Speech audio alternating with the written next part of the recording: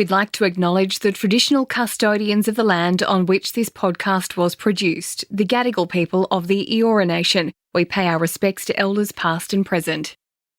It's August 2000 and we're in a courtroom in Thailand's capital city of Bangkok. For 29-year-old Australian Holly Deane-Johns, her life hangs in the balance. A frenzy of media attention surrounds her, all waiting with bated breath to discover the outcome of the judge's decision. Just days ago, Holly was ambushed by police. She tried to post a calendar back home to Perth. Hidden within the calendar was 15 grams of heroin, an amount so small she thought authorities wouldn't notice. Little did she know they'd been monitoring her for months. In the midst of the chaos surrounding her, Holly is going through brutal heroin withdrawals. She's more scared than she's ever been in her life. Her fate is in the hands of the judge. For a crime of this nature, the death penalty is a real option. Holly narrowly escapes it, but instead, she's sent off to hell on earth. Lacheo Women's Prison. She'll spend the next 7 years here, fighting for her life and desperately trying to turn it around. I'm at Middleton, and this is Headgame. Today, Holly Deane-Johns on the day she took back control of her mind. Holly Deane-Johns, welcome to my podcast, Headgame. It's absolutely amazing to have you on. Quite the story. How are you? Yeah, I'm good, Ant. Thanks for having me on. I really appreciate it. Now, Holly, let's get straight into things. Carl, you've had quite the upbringing, which then trickled into quite, your adulthood days, shall we say. So talk to me about your upbringing. You had a good upbringing in the beginning. Then everything sort of went south from there. And when I say went south for quite a while. Talk to me about, your first memories and of home and of family. Oh, look, like you said, Anne, I consider myself to have had a really good, normal upbringing, whatever that means. Yeah, look, we were just a typical family. My mother and father both worked. Things were very normal up until I was about 12 when my parents decided to separate. Once my dad left, that's when the whole dynamic changed. Well, everything changed, unfortunately for the worst. So 12 years old, normal upbringing, you've got your friends, you're going to school, you've got the loving mother and father at your side, which, again, is so important. It's needed to feel secure, feel safe. And you said there about your father, everything changed when your father left. So I take it that you stayed with your mum and your father sort of moved out. Is that correct? Yeah, my father moved back to Melbourne, which was where he was originally from. All of us kids had the choice of if we wanted to go with dad or stay with mum. I can't speak for my siblings, but the reason I stayed with mum because dad was very strict. My mother wasn't. And, as a 12-year-old, teenager, I didn't want the discipline that my dad, would hand out. I just knew that life would be easier, with mum. So that was my reason for staying, which, in hindsight, I made the wrong mistake. And you say you made the wrong mistake. What happened? How did things change and how quickly did they change? Things probably didn't change like really, really bad until I was about 15. My mother met a guy. We didn't know at the time. We found out after that he was a heroin addict and had been in prison many times for heroin offences. Now, you got to remember, Anne, at this time in our life, we'd never known people that used drugs. We'd never seen drugs. That sort of world just wasn't in our world until my mother met this guy. And, after a few months, his real self started shining on through when my mum found out that, yes, he was a heroin user. He had been to prison. So, I say inevitably, my mother started to use heroin also. Oh, wow. Yeah, through being with this guy. So you're 15 years old, and at this stage, your mum's holding down a good job. She's providing for you. How's things at home before she meets this man? Is it just, again, normal? Are you happy? Are things just, you're the normal teenager doing normal teenager things? No, not really. So when my mum and dad were together, probably a couple of years before my dad left, my mother ran 3 escort agencies from the family home. So she had 3 separate landlines in the lounge room. So, clients would ring up, make a booking. My mother would then, back then they had beepers. The girls would get a beep call. They would ring up. My mother would give the details of the client they were to go and see. After their job, they would come to the house, drop off the money. So I knew about sex and I knew exactly what was going on. I knew from a very young age. But, even though, that was illegal at the time, that to me was a very normal part of family life. Wow. So, and then you get thrust into this lifestyle where your mum is now taking heroin. When did you first realize that your mother was taking heroin, and what was your first thought process? I don't really think there was much of a thought process, and only because, it became very quickly in the home. My mother still at that time was very rich. So she always had, probably an ounce at home all the time. So, having heroin all the time wasn't a big issue. She wasn't having to break the law to get money to buy it. She had it all the time. It was on hand. So she's like a functioning addict. Oh, very much so. If we can call that. Yeah. Right. Okay. And when did it start spiraling out of control? When did things start to go south? Yeah. It was probably a couple of years before things really started to get out of control. Actually, maybe about a year and a half. A few months after Mum started using, she actually gave me my first snort of heroin.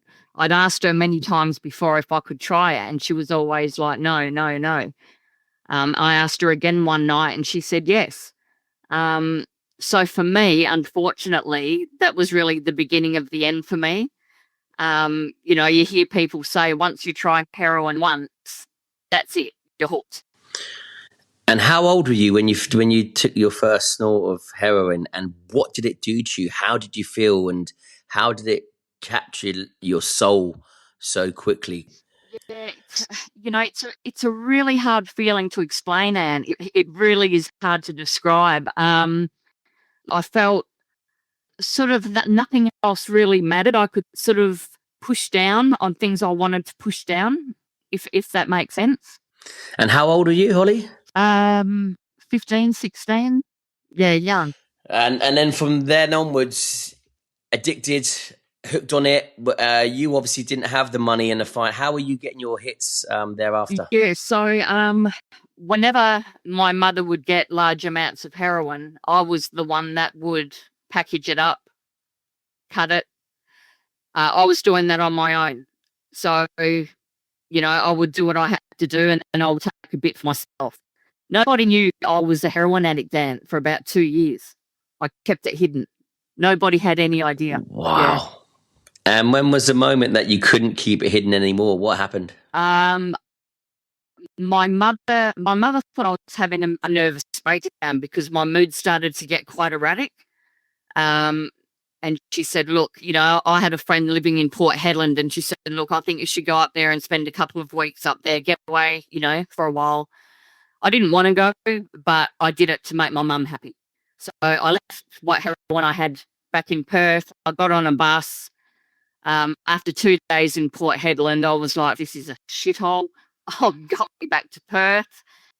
got on a bus, came back, and my mother rang my friend to see how I was going. And I knew my mum had found out. So I rang mum and said, yeah, I'm back, And that sort of, when I came clean and said, look, I'm not having a nervous breakdown. I'm a heroin addict. Yeah. Wow. And so how's the relationship with your mum, and how do you ultimately end up in Thailand? Because that's quite the segue. Yeah. There's quite a lead up to that. So I was first arrested when I was 20 years old for 10 ounces of heroin. A couple that I knew had bought 10 ounces back from Thailand. I'd gone to pick it up from them to sell for them. The deal had absolutely nothing to do with me. I was actually just doing a favour for a friend. They got arrested at Perth Airport, and when the police asked them whose drugs it was, they said it was mine. So yeah, when I went to the hotel to pick up the drugs, all these Fed cops ran out at me, and yeah, I was arrested. I didn't find out until a few days later what had gone down. There was actually a cop hiding in the cupboard in the hotel room with a recording device, recording everything that was going on in the room.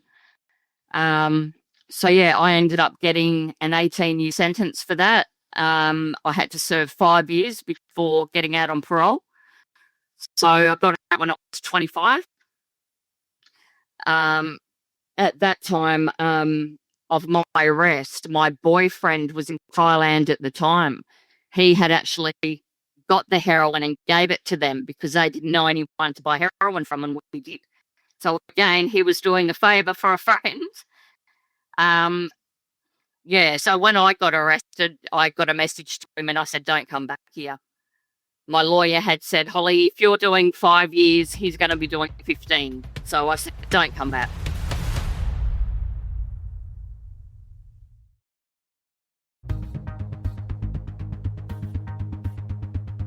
What was your game plan going out to Thailand? Did you have a game plan, or was it just a case of I'm free, get me the hell out of here? That's pretty much what it was. I'm free. I can fly out of the country now. Yeah, like I wanted to be with Stephen. I've been with Stephen since I was 16 years old. So that was the plan, to go over there, stay with him. He was still on the run. So, I was coming back to Australia a couple of times a year to see family and friends.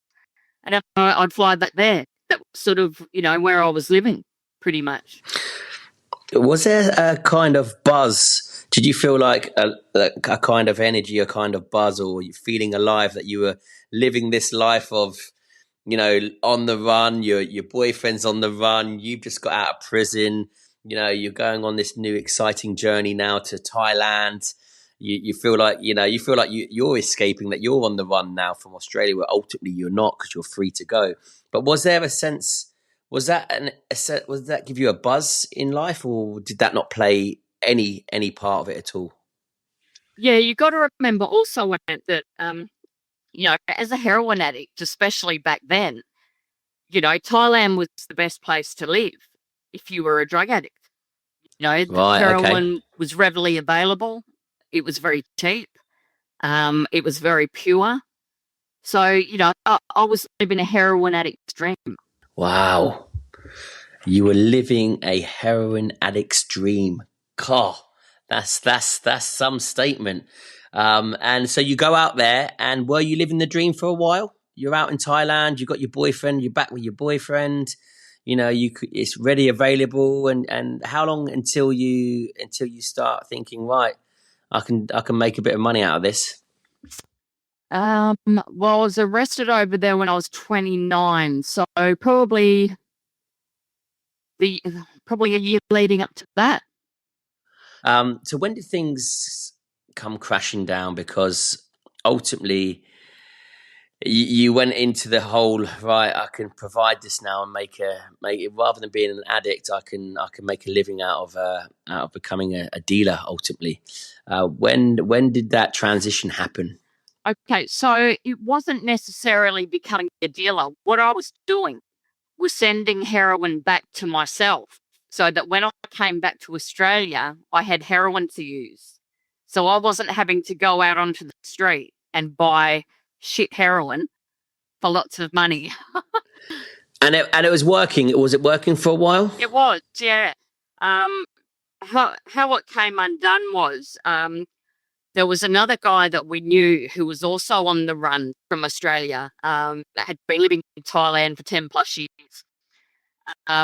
He actually knew what I was doing, sending the heroin back.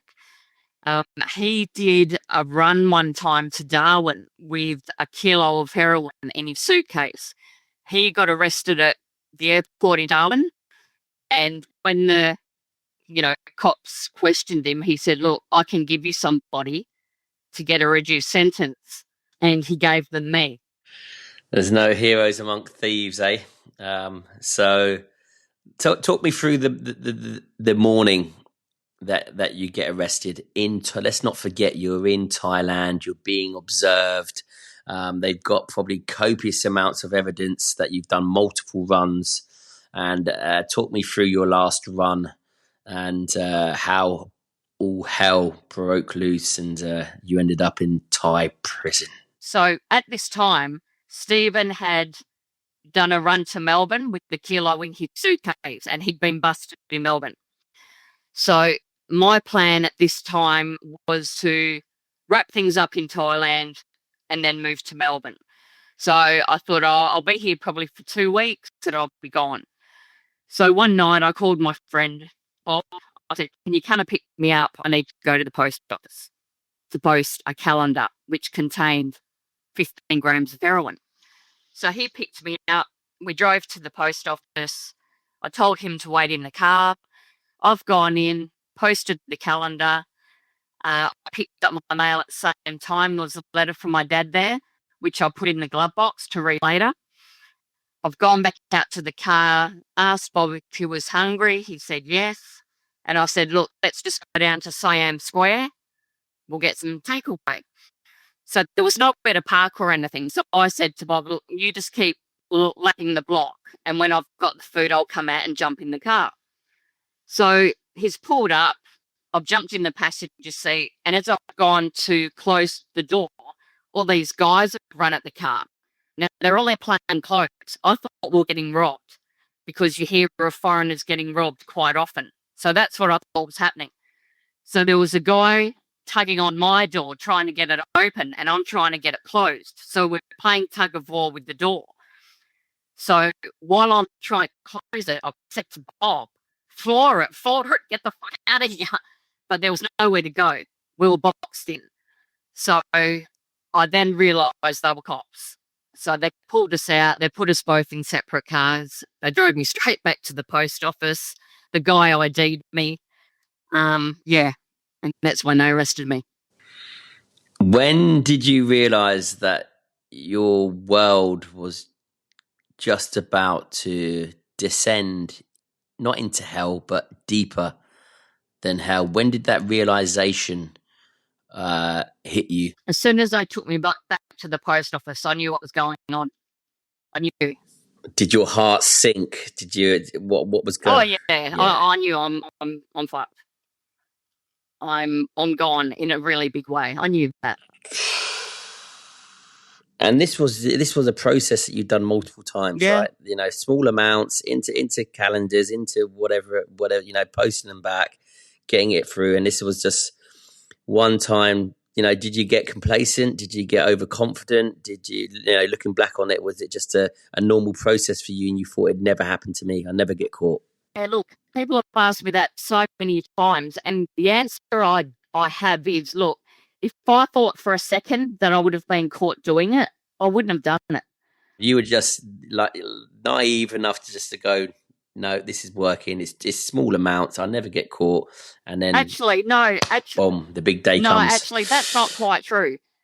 Every time I did something illegal, there always was that tiny little thing in my brain thinking, you know what, this could go wrong. But yeah, and you got to remember also, when you're a drug addict, that overtakes you. I was willing to take those chances. I was willing to do that. I've been told many times throughout my life, I've got more front than Myers. And I'd have to say that's bloody true. Yeah. So look, taking risks, that was my life.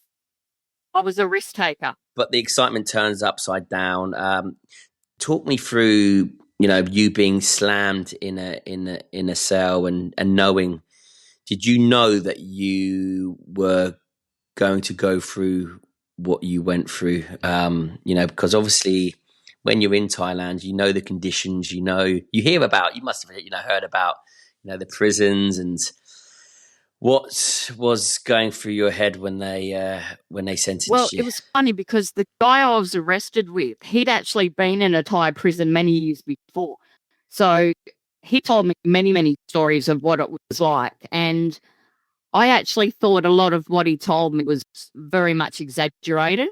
But when I actually went there myself, I realised he hasn't exaggerated this at all. If anything, he's underplayed it.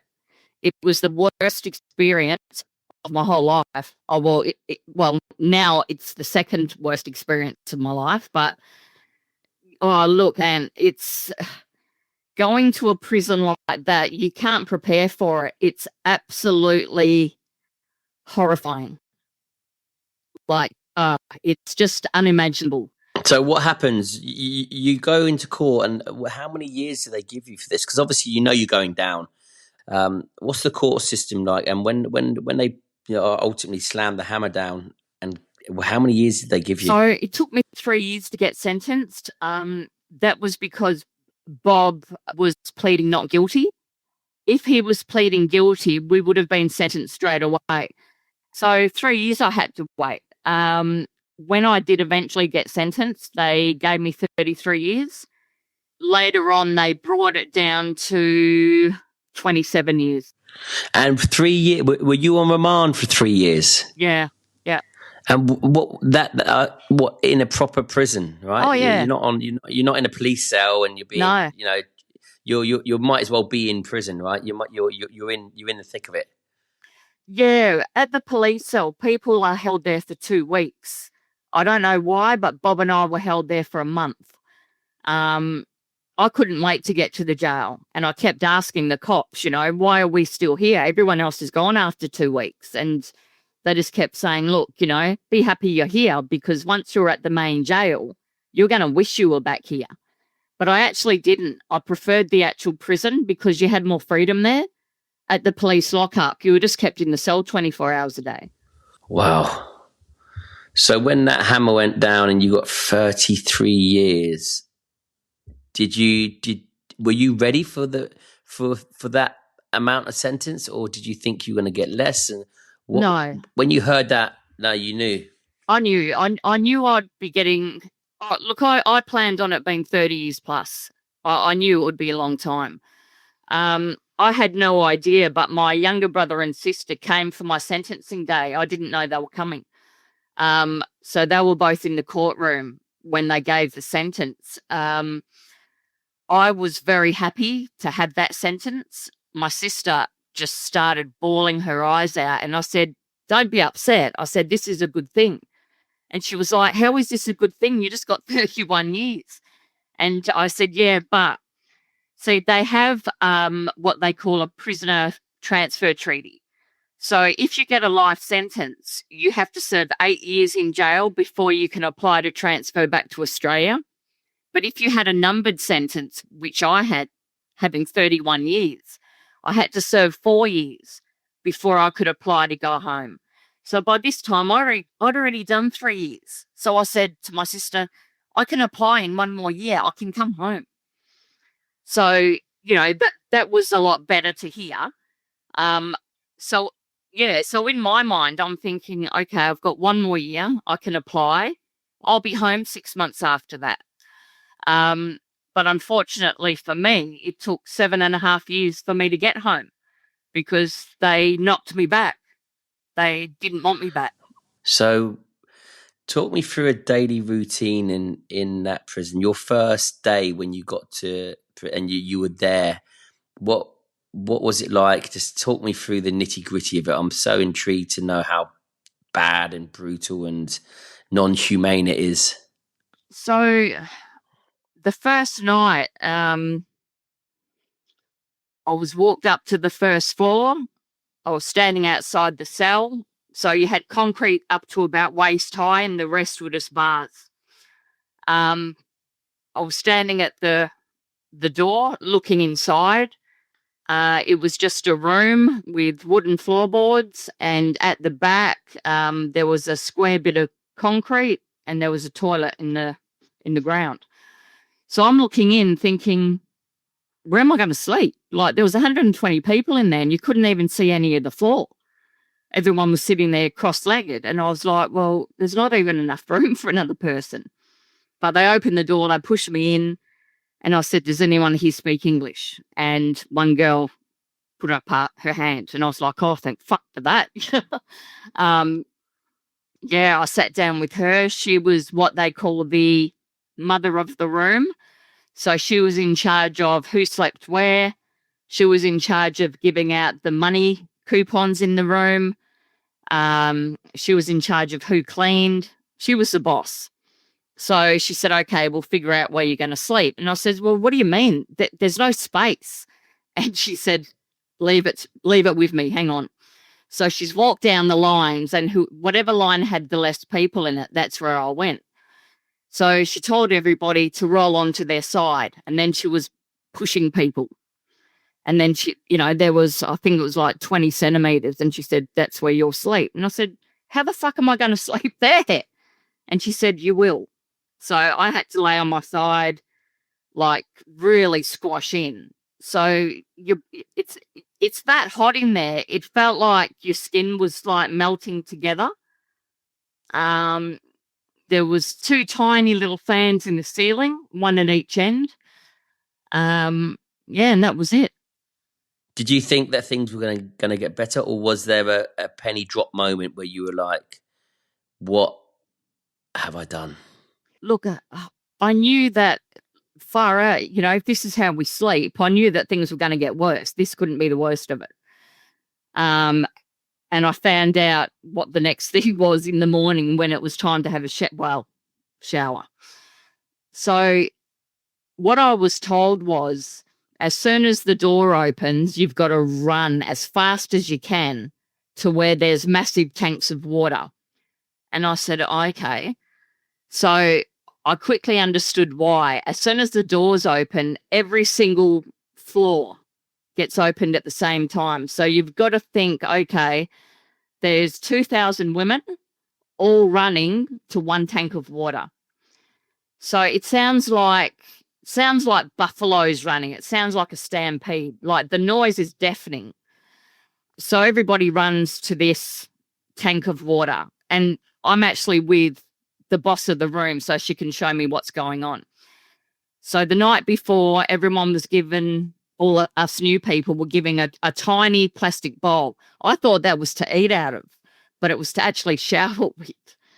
So everybody was around this tank. There was the trustee prisoner at one end. When she started the countdown, she started from 10 and would count down to 1. So if it was an asshole on, they'd count really fast from 10 to 1. If it was somebody decent, you get a slow count. And this was when you could dip your bowl into the water, throw it over yourself to wash. Now I've put my bowl in for the first time and looked in it. There was pubic hair in it. There were nits. There were stones. And obviously I'm going to throw that water out and go in for another bowl. I looked again, but then I realised there's no time. You've got to use the water that you have. So I just started showering. So after that day, my friend said, look, you're showering wrong. What you've got to do is take off your knickers in the cell before we get unlocked. I'm like, okay. And in that section, you could shower without your top half on. So I'd just take my top half off because you've been sweating all night. You stink, you're hot. I realised that was a really good move to make because people who did have pajama tops on, if they were at the front of the tank, people behind them were grabbing onto the backs of their shirts and pulling them away from the front so they could get in. So having no clothes on from the top half, no one could pull me out. So, yeah, you stood there until you felt you'd had enough, and then you let the next person in. So the thing is, with that tank of water, once that water runs out, if you haven't had a shower, well, it's too bad. You then have to wait for the afternoon to come. It's not that they don't have water, it's that they refuse to refill the tank. There's another tank next to that where people can take a bucket full of water to wash their clothes and a bowl of water to brush your teeth. So I've put my bowl in to get some water, and a trustee was standing there because she guards the water. She's grabbed a really long metal rod, and I've seen her about to bring it down across my wrist. And I've yelled out, "Oi!" And she stopped. And I've asked my friend, you need to translate to her. If she ever hits me with anything, I'll grab it off her and hit her with it a lot more than she could ever hit me. So tell her, don't ever hit me, because it won't end well. She translated that, and funnily enough, we ended up being really good friends later. So you knew that you couldn't give him an ounce or a tiny bit of mercy, because you had to be ruthless in your approach, because if not, they'd take full advantage of you. 100%. And I knew that from being in jail when I was younger. I've always been that type of person anyway, and I say what I think. I have opinions and I say them. I'll never let anybody stand over me. I don't care who you are. That resilience was driven into you, or ingrained into you from a young age, and you certainly wasn't going to let it happen. So that was the more. So what? How did the food work, and also what could you get drugs? Obviously, let's not forget you're a heroin addict. So are you cold turkeying it? So how's that working as well? So how's the food working, and how is obviously, I can imagine, like any prison, there's drugs readily available if you can pay for them, right? This was a really strange thing. I actually thought the jail would be flooded with heroin, but it wasn't. In the men's prison, yes. In the women's prison, no. Out of 6,000 women, there was only one person that sold heroin in there, which actually blew my mind. I couldn't believe it. So I actually started buying heroin from her. I used for the first 10 months that I was in there. I was using heroin. I was buying antidepressant medication off an American woman in there. She was due to go back to America and she needed to make money. So I would buy her medication from her. So it was like a win-win for both of us, if you like. So, look, at that time, I just wanted to feel as numb as possible. I wanted to sort of blur my whole situation. I didn't want to deal with what was happening. Look, I did that, and it's really weird, you hear people say that you have a light bulb moment. Well, that actually was true for me. I woke up one morning, I was sitting on the filthy ground outside, and I was just sitting there, just looking around at my surroundings. I was looking at the women, I was looking at what was going on, I was looking at how people were living, and in that moment, I was just like, what the fuck are you doing, Holly? Look where you are. Wow. Look what you've done to your whole life. You've ruined your life. It's gone. You're going to be in here for, at that time I didn't know, but I was thinking, you're going to be in here for 30 plus years.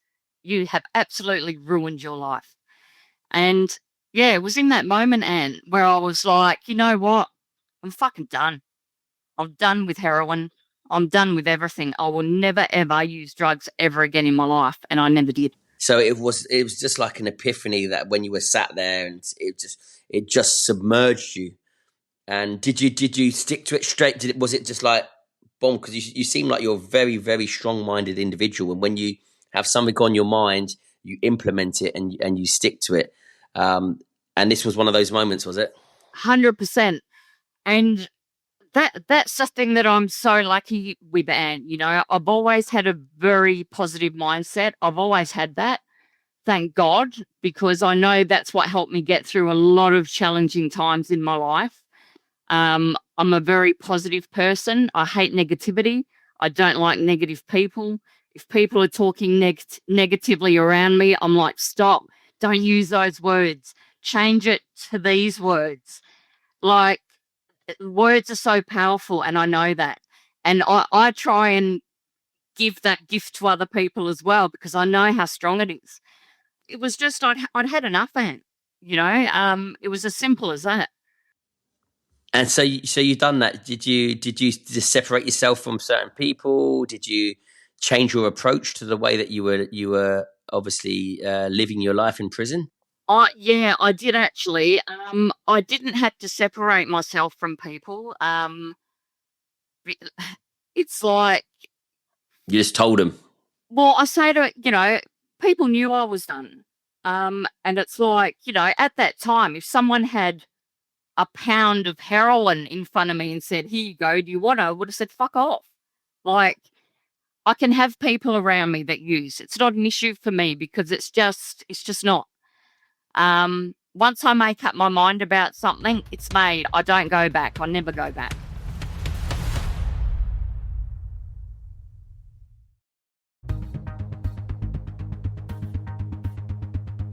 You cold turkeyed. How hard was that? Yeah. Look, it was hard, but this is another thing with me, Anne.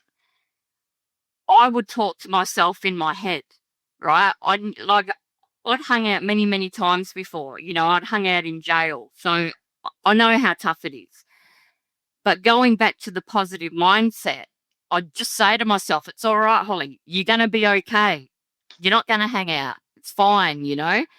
And that's what I would do. I'd say things to myself in my mind. And my withdrawal, it was nothing. It wasn't at all what it should have been, because I didn't allow it to be.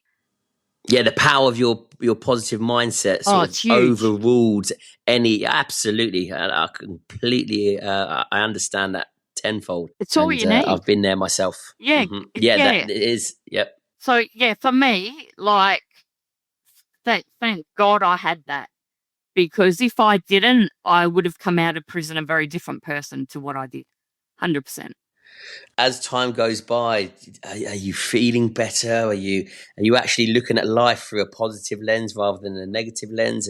Is there hope there? You start to work on your release, or at least your transition back to Australia? Does your whole focus and mindset change? When I first stopped using, the next thing that I wanted to focus on was learning the language. Up until that time, I had absolutely no interest whatsoever in wanting to learn. But up until that point, when I stopped using, I was like, you know what? I'm going to be here for 30 years more than likely. I have to learn to speak, because I don't like asking people to translate for me. I hate that. Mm-hmm. I'm too independent for that. So, you know, I'd get books in, I'd talk to people. I understood a lot more than I could talk for a few years, which was good. But yeah, you know, a few years in, I could speak quite well. I could converse with people and get my point across. So that was important to me, to be able to talk for myself. When does the moment come that you realise that you're going home, that you're being, you know, transferred over to the Australian authorities? That moment came. I might be a bit off time-wise here. I think I was about. Well, I served 7.5 years in Thailand. I think I got the news about 2 months before that I would be going. So when the embassy came and told me that I'd been denied, I thought they were joking. And I started laughing. I said, yeah, right, okay. No, we're serious. So that was probably another very dark moment for me. So, you know, waiting a few more years for the decision to be, you know, overturned, you know, yeah, obviously I was extremely happy, because I knew I'd be going home. I could see my friends, my family. I'd be in a normal prison, you know, with normal people. Yeah. Yeah. So I was very happy. But like I said to the embassy, I said, look, I'm not going to believe this is actually true until I'm on the plane. I said, because I've had many, many times where I've been told, great things and believed it for it to be taken away from me. I said, so yeah, I'm happy. I says, but I don't believe it until I'm actually gone. And that's how it was. And it's a good thing I did. It's a good thing I did go when I did as well, Anne, because my mental state, it wasn't good. So yeah, look, getting home was amazing. One of the happiest days of my life, pretty much. That first day back, I hardly slept that night because I knew I would be seeing Stephen that day and my sister. So, I can't even describe to you like that feeling of being able to sit down across from them, be able to touch them and have a 2-hour visit. Like, that was mind-blowing. You never had contact visits, and the visits you had in the normal visit room, they were 10 minutes. If you got like an embassy room visit, that was an hour sometimes too, but very different. In Australia, I could use the telephone. I could call whoever I wanted. I could watch TV. I could watch whatever I wanted. I could have a shower when I wanted. All these things were just mind-blowing. My first meal, it was actually hot. I hadn't eaten a hot meal for 7.5 years. I hadn't felt hot water on my skin in 7.5 years. There were nights when I couldn't even use my pillow. It just didn't feel right. I'd sleep without a pillow. Just little things took getting used to again. Things that people really take for granted, and I don't anymore. I don't take the littlest things for granted anymore because I've had nothing. No, absolutely. And like I said, having that epiphany sat in that Thai prison, it was evident there through that thought process that you were just going to take full advantage of your life, anything that was put on the plate for you. Well, Holly, it's been an absolute pleasure having you on the podcast. Honestly, your book will be a great tool for anyone struggling and, with so full of so much potential. And if we can just look at life through a positive lens and get rid of the temptation and the addictions, then life is there to be had. You are the prime example of that, of hitting, the line of life and death and being who you are now. It's possible. That's what I love about this. It's possible. Holly, I wish you all the best for the future. Thank you so much. And listen, long may your success continue. Thank you. Thanks so much for having me, Anne. To hear more of Holly's powerful story, her book is out now. Holly's Hell, 7 years in a Thai prison. Thanks for listening to this episode of Head Game. If you enjoyed it, please leave me a review. I'm Matt Middleton. Catch you in the next episode.